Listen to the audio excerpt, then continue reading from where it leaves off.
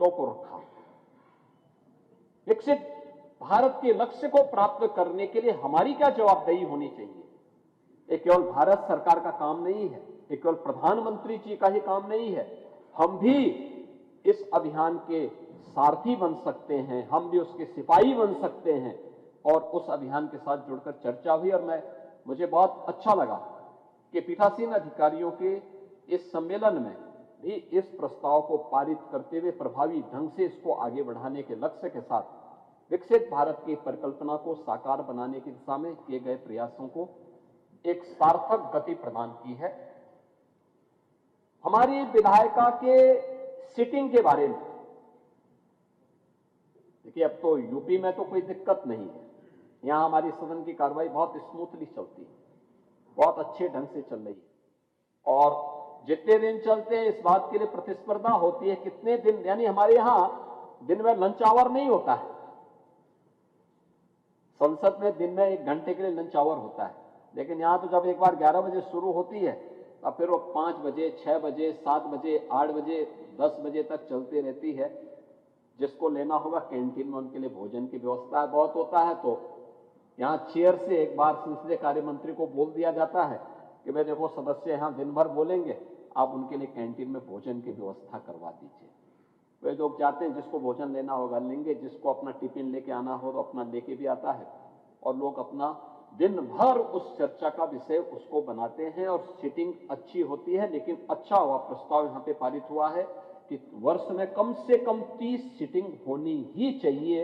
यह भी एक बहुत अभिनंदनीय प्रयास है और इसका स्वागत किया जाना चाहिए, क्योंकि यह एक प्रेरणा है।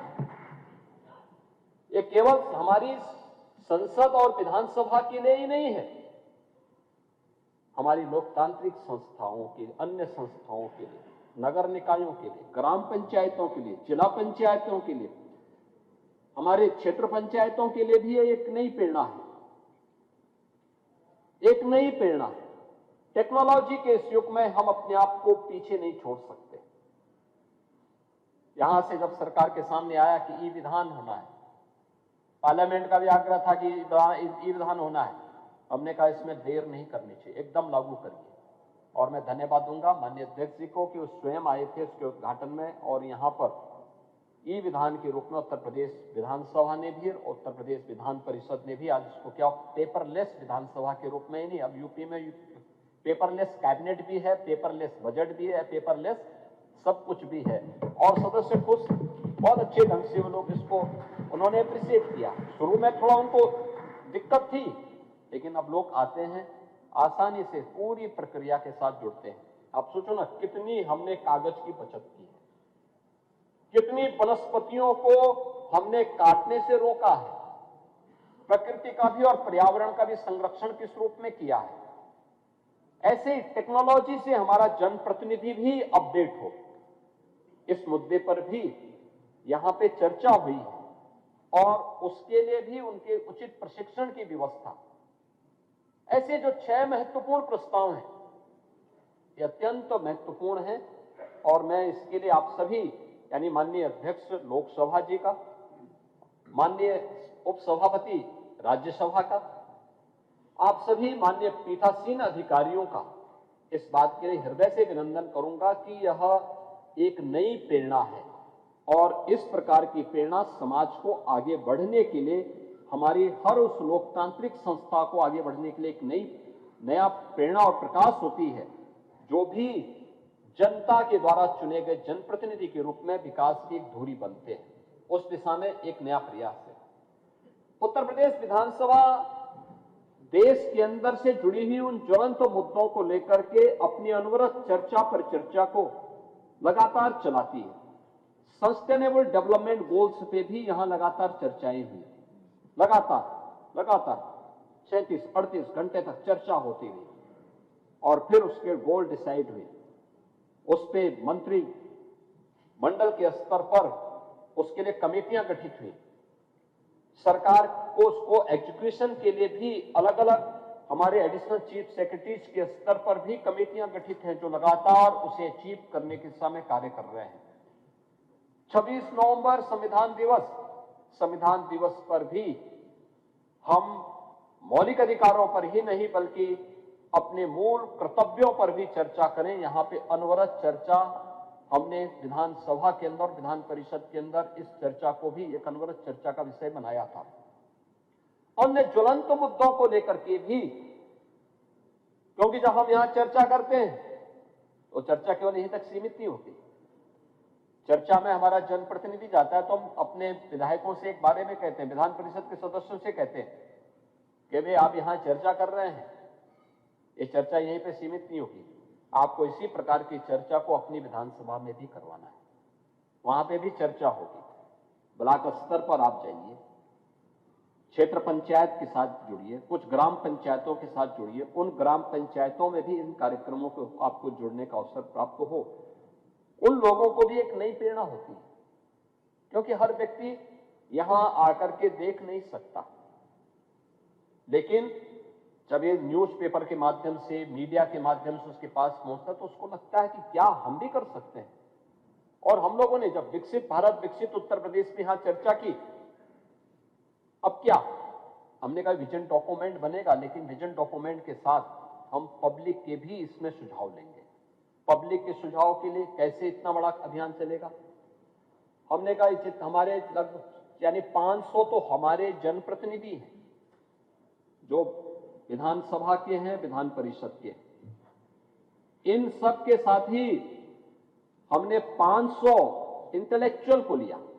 यूपी के जितने रिटायर्ड चीफ सेक्रेटरीज थे, एडिशनल चीफ सेक्रेटरीज थे, प्रिंसिपल सेक्रेटरीज थे, रिटायर्ड कुलपतिगण थे, शिक्षाविद थे, वैज्ञानिक थे, अन्य समाज के अलग अलग तबके से जुड़े हुए 500 ऐसे लोगों की हम लोगों ने कार्यशाला भी की।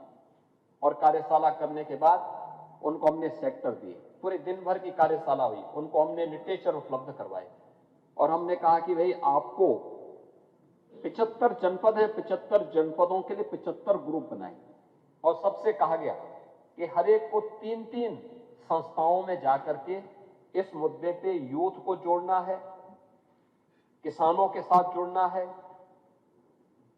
उद्यमी और व्यापारियों के साथ जुड़ना है, महिला स्वयंसेवी समूहों के साथ जुड़ना है, समाज के अलग अलग तबके के साथ जुड़ करके उनसे इस चर्चा को करना है। और फिर हमारे सामने रिजल्ट किस रूप में आएंगे? हमने एक पोर्टल डेवलप किया। हमने कहा भी लोग अपने सुझाव हमें भेजें। आप आश्चर्य करेंगे, 98 लाख सुझाव हमारे पास आए थे विकसित भारत, विकसित उत्तर प्रदेश के लिए, जिसमें एआई टूल के माध्यम से आईआईटी कानपुर के साथ मिलकर के अब हम उसको फाइनल रूप दे रहे हैं कि अलग अलग सेक्टर में किन किन लोगों ने अपने सुझाव दिए, क्या क्या सुझाव आए हैं।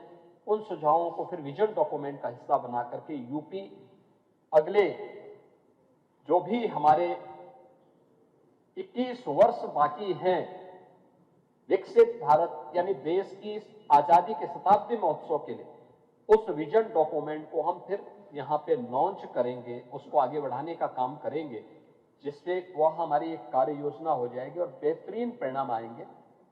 मैं आज के इस अवसर पर आभारी हूं माननीय लोकसभा के अध्यक्ष जी का, जिन्होंने उत्तर प्रदेश को ये 86वें पीठासीन अधिकारियों के सम्मेलन के लिए चुना है। मैं आभारी हूं कि वे स्वयं इस अवसर पर उपस्थित होकर के लगातार इस कार्यक्रम का हिस्सा बने हैं। उपसभापति राज्यसभा माननीय हरवंश जी का, वे पत्रकारिता से भी जुड़े रहे हैं, शिक्षा से भी उनका संवाद रहा है और ग्रामीण पृष्ठभूमि में माननीय हरवंश जी का जो गांव पड़ता है वो यूपी बिहार बॉर्डर पर एकदम गंगा जी और सरयू नदी दोनों का संगम स्थल है। ऐसा रमणीक स्थल है, अगर कोई गर्मियों में वहां जाए तो वास्तव में उनको लगेगा कि किसी एक स्वर्ग में हम लोग आ गए हैं। बहुत रमणीक स्थल है और जयप्रकाश जी का भी जन्मभूमि वही है, उसी गांव में उन्होंने जन्म लिया था। बहुत अच्छी जगह है और मुझे लगता है कि इतना दोनों चीजें कि अगर गर्मियों में वहां बेहतरीन स्थल देखने को मिलता है, सायकाल बहुत ही अच्छी जगह है, लेकिन बरसात में उतना ही चुनौतीपूर्ण भी। आप सोचो कि प्रकृति के साथ जूझते हुए कैसे इन्होंने अपना जीवन आगे बढ़ाया होगा, इनके पूर्वजों ने बढ़ाया होगा। क्योंकि जब बरसात में गंगा जी में बाढ़ आती है, 10 लाख 12 लाख क्यूसिक वाटर, और सरयू जी में भी 8 से 10 लाख क्यूसिक वाटर एक साथ आता है, पूरा गांव और अगल बगल पूरी कनेक्टिविटी, एक टापू भी बन जाता हो बहुत छोटा सा, बाकी पूरा जल ही जल होता है। कई किलोमीटर तक केवल जल ही जल दिखाई देता है। लेकिन उन स्थितियों में भी इन लोगों ने अपनी जन्मभूमि को कभी छोड़ा नहीं, और आज तो उनके प्रयास से गांव में बहुत अच्छा काम हुआ है, विकास हुआ है, गांव एक नई दिशा में गया है। उन्होंने अपनी पैतृक प्रॉपर्टी भी गांव के विकास के लिए वहां दान की है, और गांव में बेहतरीन इंफ्रास्ट्रक्चर वहां पे आज विकसित करने के लिए उन्होंने वहां पे एक नई जो प्रेरणा थी वह कार्य आज वहां पर, और जयप्रकाश जी की स्मृति को भी जीवंत किया है उस गांव में। नहीं तो लोग भूल से गए थे, लेकिन वो गांव आज उस रूप में जीवंतता का एक उदाहरण बना है। तो उनका मार्गदर्शन समय समय पर उत्तर प्रदेश को प्राप्त होता है। आज उस पिछले 3 दिनों से उनका सानिध्य यहां प्राप्त हो रहा है। मैं हृदय से उनका आभार व्यक्त करता हूं। आप सभी पीठासीन अधिकारियों का, जिन्होंने उत्तर प्रदेश में आ पाए।